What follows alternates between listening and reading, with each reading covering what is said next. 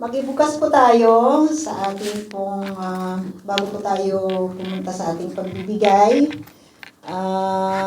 Just a small or short reminder sa libro po ng Numbers, chapter 18.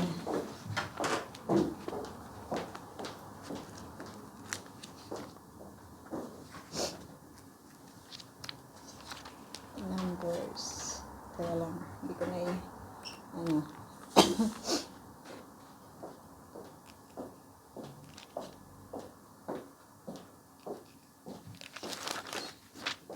Numbers chapter 18 verse 20 to 21.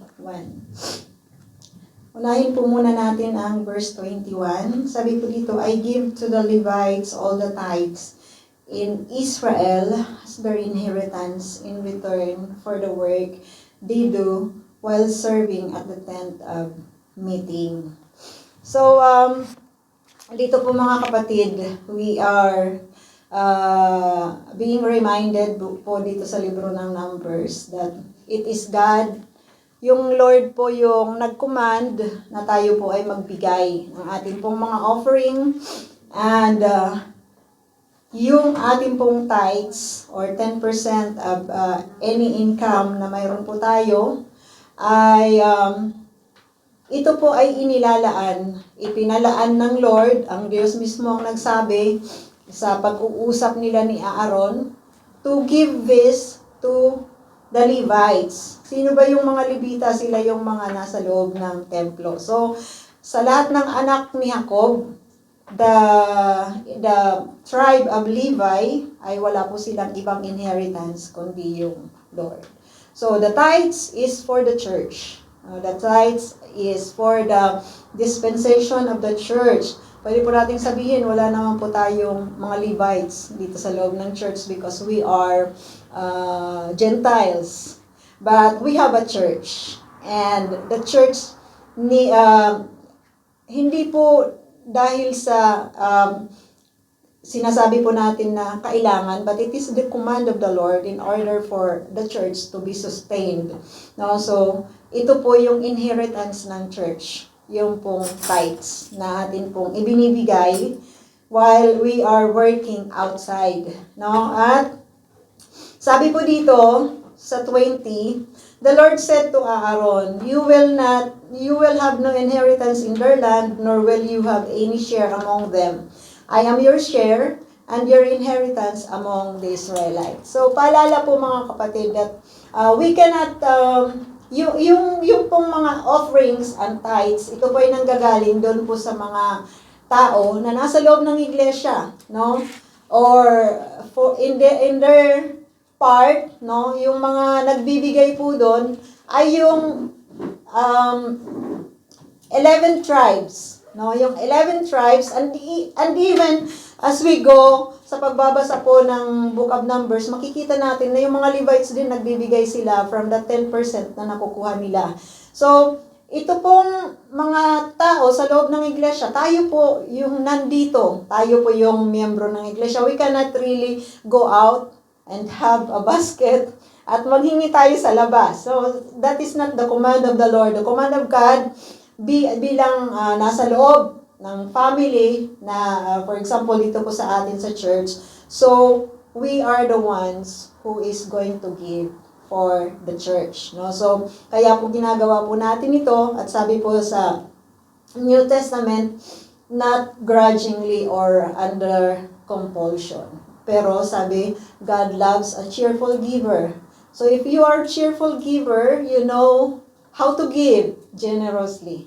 No? At kasama po yung puso natin na nagbibigay po ng napakadami. At alam niyo po, a short testimony lang po, mga kapatid.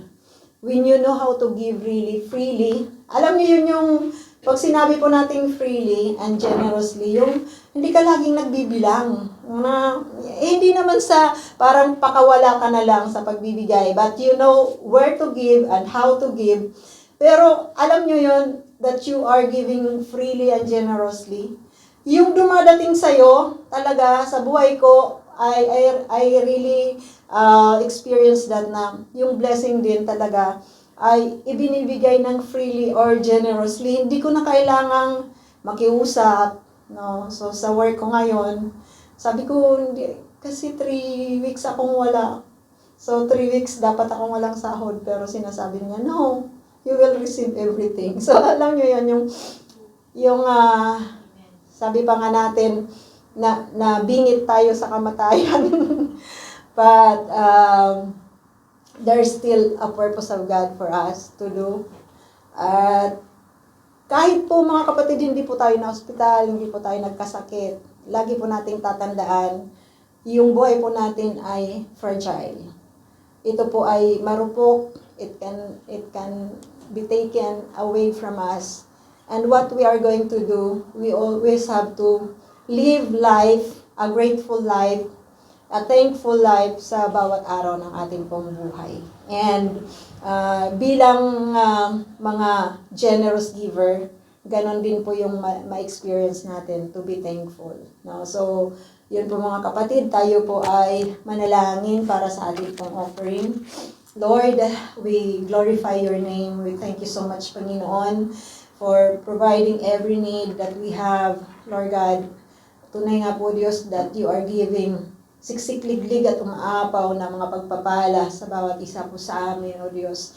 And thank you, Lord, for giving us, Panginoon, the heart to give generously, kagaya po ng inyo pong naisin, O Diyos. At salamat that you promise that you will continue, Panginoon, to supply every need according to your riches and glory. You open really, O Lord God, the floodgates of heaven to those people, Panginoon, na tunay, na sumasamba at nagtitiwala sa inyo, Lord God. Hindi nyo po pagkukulangin, Panginoon, ang mga tao na sa inyo po nagtitiwala, O Lord God. Salamat, O Diyos, sa amin pong mga ibabalik na mga tithes and offerings. Thank you so much for the hearts of each and everyone na tunay nga pong willing to really give our tithes and offering, Panginoon. Dalangin po namin, continue to bless us, Lord God, at patuloy na matuto kami lagi na tunay na i-honor kayo sa lahat, Panginoon, ng inyo pong pinagkakalob sa amin. Ito pong aming dalangin. In Jesus' name, Amen.